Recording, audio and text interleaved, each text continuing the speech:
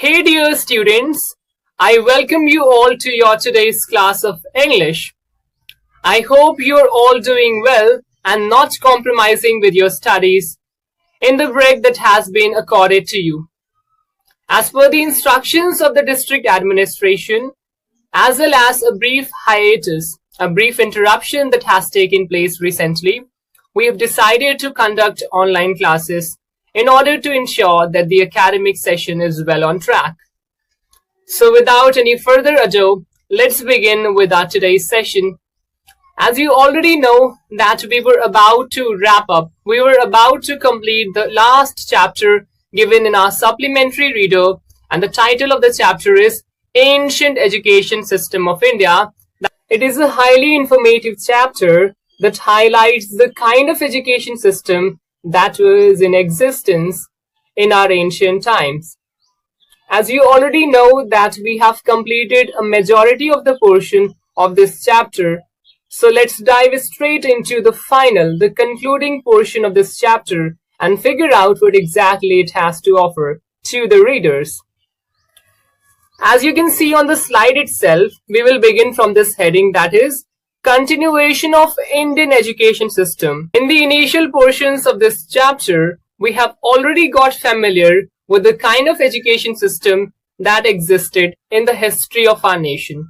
So firstly, we talked about the Vedic period of education, or the Vedic system of education, that was primarily characterized by the existence of religious scriptures such as Vedas and Upanishads that guided the behavior of students in undertaking various courses of action, in making decisions related to their life.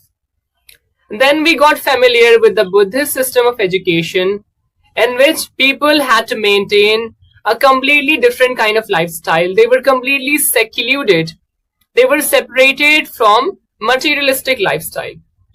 Now let's talk about how Indian education system evolved, how it has originated as a whole, and what are the changes that have taken place as of now.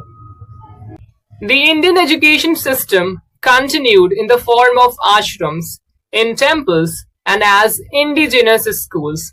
During the medieval period, maktabs and madrasas became part of the education system. It simply means education kept on evolving and growing day by day, year by year, and the centers of learning were now the temples or ashrams, where students received quality education related to spirituality, religion, as well as morality.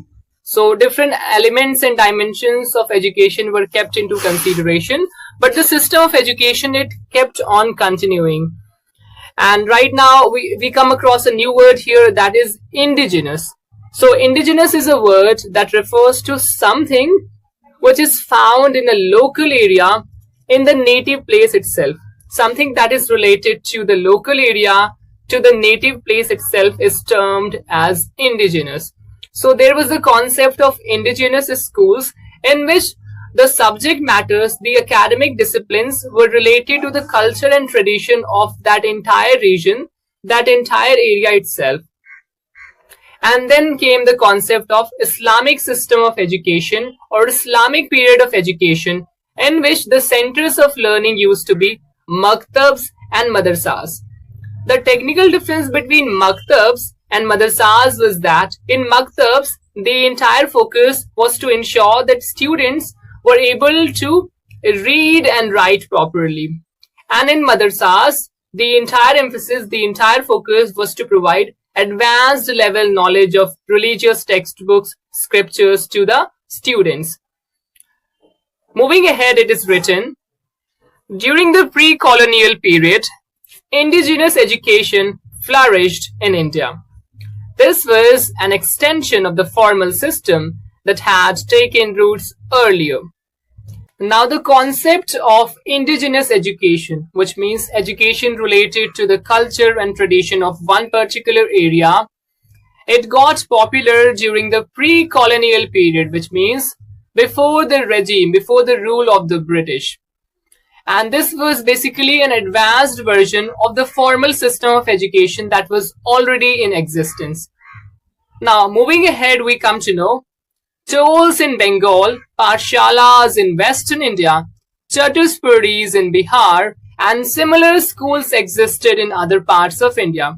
So these are the names of some of the schools that existed in various parts of our nation, beginning with Pathshalas, Tols, and Chatuspuris.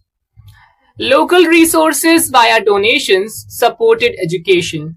References in texts and memoirs inform that villagers also supported education in southern India. So when we talk about education, it was considered to be a sacred act. It was supposed to be a pious act, and that is why there were many members of the society, there were various stakeholders who wanted to actively contribute to the cause of imparting quality education to the learners, to the pupils. And that is why they contributed in the form of donations to those centers of learning such as Tols, Pathshalas, Chatuspuris. In addition to all this, we can certainly find some documents and references which indicate that the role of villagers when it comes to contributing to the cause of education was immense. They also donated to centers of learnings, to ashrams and temples up to their own level or capacity. Now moving ahead, we come to know, as we understand, the ancient education system of India focused on the holistic development of the students, both inner and outer self, thus preparing them for life. So when we talk about the objective of ancient system of education, the primary purpose behind ancient system of education, it was to ensure that students were able to develop themselves in terms of physical, spiritual, emotional, as well as psychological well-being. In short, we can say that the main aim of education during those times was to enable the students, the learners, to discharge their responsibilities as a member of the society. Education basically focused on developing the well-being of the students and to ensure their all-round development. Now, education was free and not centralized. Its foundations were laid in the rich cultural traditions of India, thereby helping in the development of the physical, intellectual, spiritual, and artistic aspects of life holistically. So first of all, education was free of cost. No fee was charged in order to acquire education. And that is why you can say that the primary objective was to ensure an all-round development of the students as well as to work on their psychological well-being. Our present-day education system has a lot to learn from the ancient education system of India. So right now, with the help of this statement, certain points of comparison can be established between the current form of education and the kind of education system that existed in the ancient times. Therefore, the stress is being laid on connecting learning to the world outside the school. Today, educationists recognize the role and importance of multilingual and multicultural education. Recognize means to identify something. Multi is a root that means many, multiple, several. So multilingual means involving multiple languages, and multicultural means having many cultures involved in that.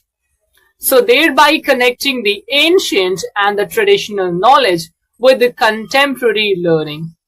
So if we try to relate the given statements with the current scenario, we can easily form our opinion that the current curriculum, the modern curriculum that is in existence these days, it focuses on rote learning. It compels the students to memorize the definitions, terminologies without any kind of critical thinking. And that is the main drawback of the modern system of education. So in the concluding portion, in the concluding paragraph of this chapter, we come to know about the comparison which we can establish between modern system of education and the ancient system of education, that educationists these days, they recommend that the values and lessons, the methods of teachings that were there in ancient system of education, they should be a part of the modern syllabus, the modern curriculum.